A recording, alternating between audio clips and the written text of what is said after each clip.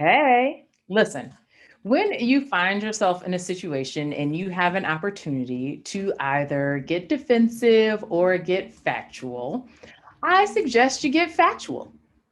I had this exact scenario just the other day. I'm Christian family. I am an expert on co parenting and divorce.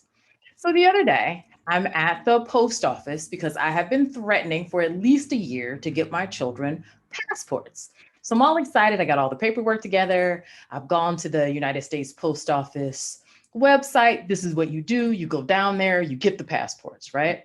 So I pack the kids up. We get down there. There's a long line, and this is the Saturday before Martin Luther King Day. And there was a little unrest in the city. There was conversation about maybe you shouldn't be going places, but we went anyway. So I get there, there's a long line.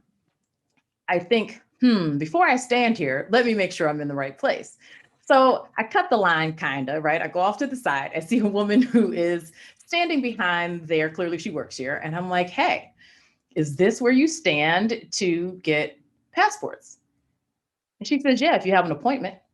It's been appointment only since March when COVID hit.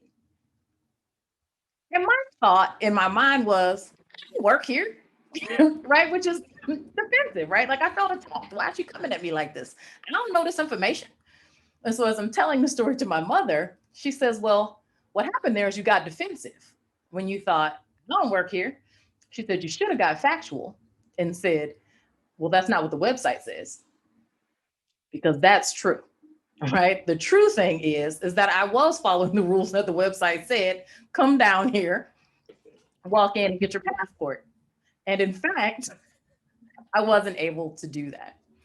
I've been applying that factual versus defensive kind of rubric in a number of situations lately, because often people say things and they trigger me.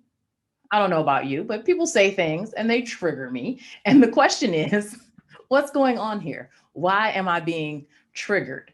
What is it that I feel like is outside of my control here? What is it that is making me feel powerless? What is it that is making me feel angry? And usually all those things are kind of the same thing. And so I urge you, if you're in a situation and you have an opportunity to get defensive, before you get defensive, instead decide to get factual. What's really going on here? What is inside of my control and what is not inside of my control? I think you'll find it makes your interactions with other people just a little easier. I'm Christian Family, your co parenting and divorce expert. If you're interested in learning more about me, follow me on all the social medias at DivorceXN.